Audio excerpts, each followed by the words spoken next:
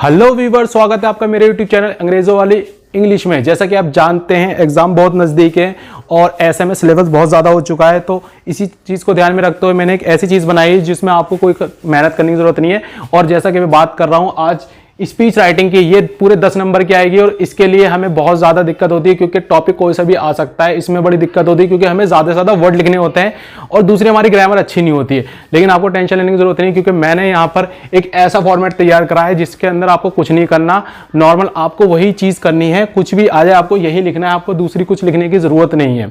तो अगर वीडियो पसंद है प्लीज़ वीडियो को लाइक करें, शेयर करें और चैनल को सब्सक्राइब करना ना भूलें और बराबर में जो बेल आइकन है इसे ज़रूर दबा दें। तो चलिए शुरू करते हैं।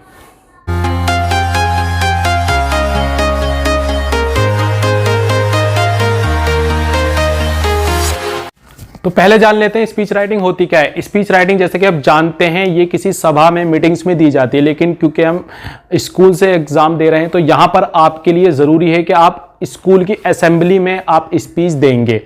तो सबसे पहले मैं आपको बताना चाहूँगा, इसके फॉर्मेट को समझ लेते हैं। फॉर्मेट क्या, मैं आपको डायरेक्ट ही यहाँ पे बता देता हूँ और आपको कुछ नहीं लिखना, यही वर्ड लिख के आ जाने हैं और आपकी पूरी स्पीच हो जाएगी। क्योंकि ये बहुत ज़्यादा लॉन्ग राइटिंग स्किल होता है, इसके अंदर 150 से 200 वर्ड लिखने होता है। अब इतने वर्ड कहाँ से लाएं? जिसकी इंग्लिश ज़्यादा खराब होती है वो तो बिल्कुल नहीं लिख सकता। तो उसके लिए मैंने एक बहुत सभी के लिए एक बहुत अच्छा फॉर्मेट तैयार करा है, होपफुली कि आपको पसंद आएगा।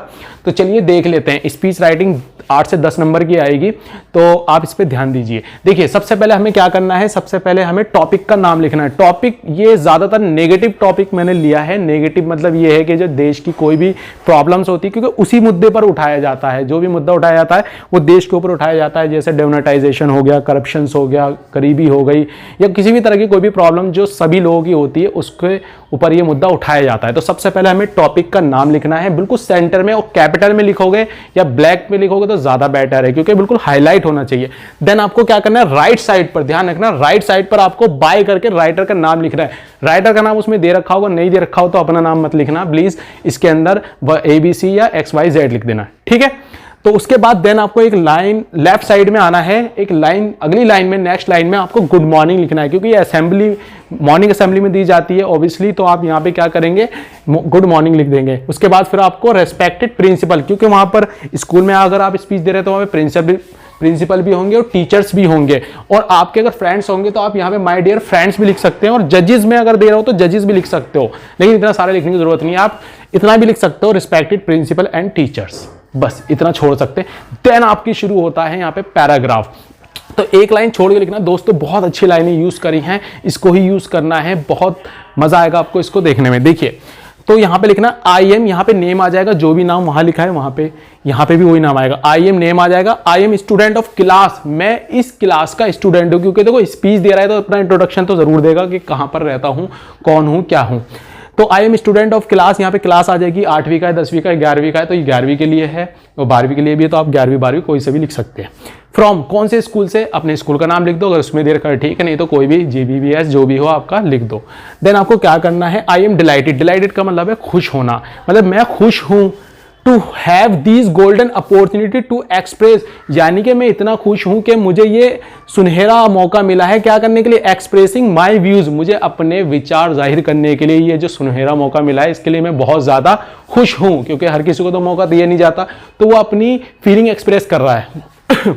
ऑन द टॉपिक, इस टॉपिक पर, जो टॉपिक ऊपर है वही टॉपिक यहाँ पे आ जाएगा कि इस टॉपिक पर मुझे जाहिर करने के लिए अपने विचार दिया गया है जो मौका, मैं उसके लिए बहुत ज्यादा खुश हूँ।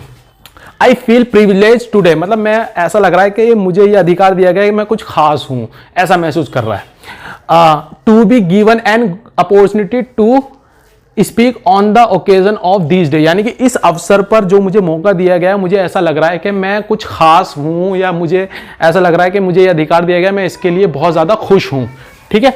तो ये सारी चीजें मतलब अभी अपनी एक्साइटमेंट बता रहा है, लाइनें खींच रही हैं हमारी, और ठीक है। यहां तक देखो कितने वर्ड हो गए, यहीं तक हमने कुछ नहीं किया नॉर्मल, यहीं तक यहाँ पे सारी कितनी सारे वर्ड्स हो गए।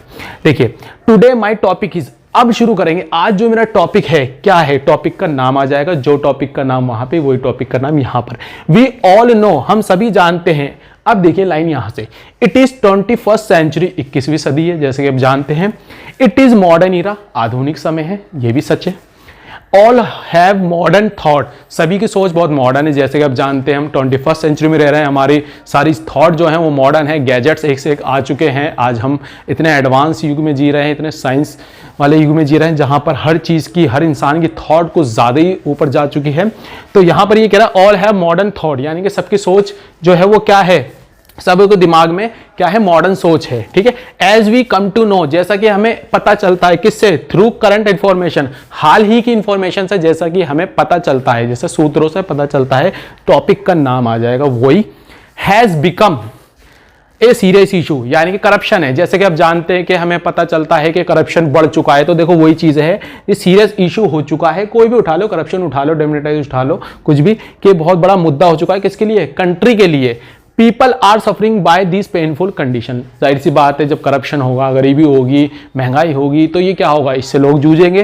तो वही बता रहा है कि इससे लोग क्या कर रहे हैं, सफर कर रहे हैं, पेनफुल कंडीशन मतलब दर्दनाक कंडीशन के साथ। It causes a lot of inconvenience, इसके कारण क्या हो रही है, इनकन्वीनियंस का मतलब असुविधा हो रही है। किसे, लोगों को असुविधा हो रही है। People are struggling in front of, topic का नाम यानी कि करप्शन, गरीबी, हाइकिंग द प्राइस, या कुछ भी हो सकता है, यानी कि लोग इसके सामने क्या कर रहे हैं, स्ट्रगल कर रहे हैं। देखो ये नेगेटिव है, पॉजिटिव भी बताऊंगा अगर जरूरत पड़ी तो, ज्यादातर नेगेटिव आता है। तो हम मुद्दे को दिखा रहे हैं कि ये मुद्दा हो रहा है। बंदा कौन दे रहा है, ये वाला बंदा स्पीच में अपनी बात है ये बता रहा है। देखो कितने सारे वर्ड हो गए, जबकि हम सारा मैच कर रहा है, यानी कि सारे स्पीच से मैच कर जाएगा। और उसके बाद आपको क्या करना है, टॉपिक के बारे में 2-4 लाइन अगर खुद भी लिख दोगे, थोड़े बहुत बना के आप लिख देना। ठीक है, इतना हो गया। जब भी आप 2-4 लाइनें अपनी तरफ से लिख दो, उसके बाद क्या करना है, अब देखते हैं आगे।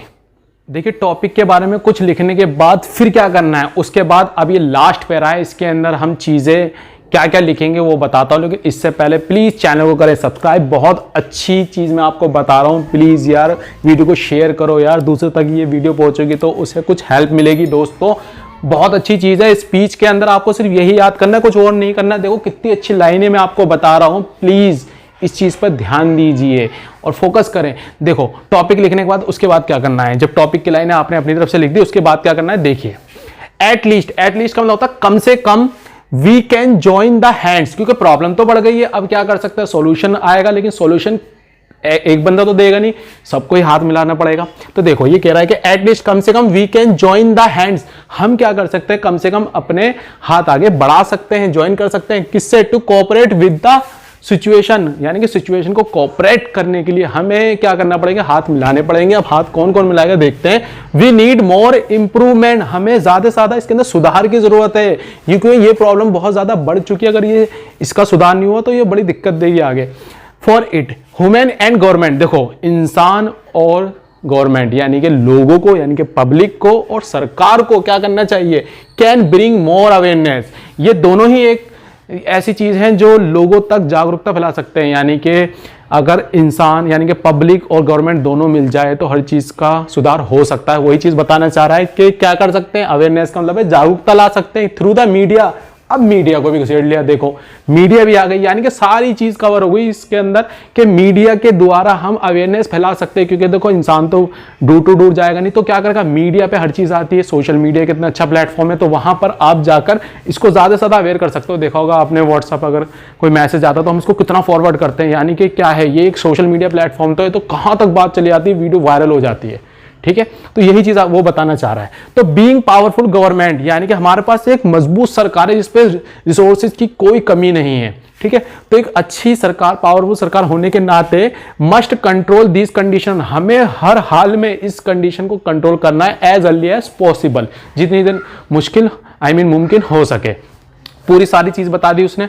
अब ये बंदा जो लिख रहा है, अब ये अपनी फीलिंग जाहिर करेगा, ये क्या बताएगा कि क्या उम्मीद करता है हमसे। देखो ये लास्ट में क्या कह रहा है, आई होप दैट, ये बंदा कह रहा है जो राइटर है, मैं उम्मीद करता हूं कि all would agree to my opinion, आप सभी लोग मेरे ओपिनियन से क्या होगे, एग्री हो गए। क्योंकि ये तो अपने ओपिनियन रख रहा था, स्पीच दे रहा है बंदा, अपने ओपिनियन रख रहा है कि भाई ऐसे ऐसे है, ऐसे ऐसा करना है हमें। तो इसने क्या कहा है कि मैं उम्मीद करता हूं आप सभी लोग मेरे विचारों से क्या होगे, सहमत होगे। And I hope from today, लेकिन मैं आज से उम्मीद करता हूं कि आप जितने भी लोग हो, you all will change your view for it, और आप सभी लोग इसके लिए अपने विचार बदलोगे, यानी कि इस पर फोकस करोगे, जो मैंने बात कही है, वर्ड कहे हैं, उस पर ध्यान दिया जाएगा। ये बंदा कह रहा है, हमसे उम्मीद कर रहा है, सरकार से भी और पब्लिक से।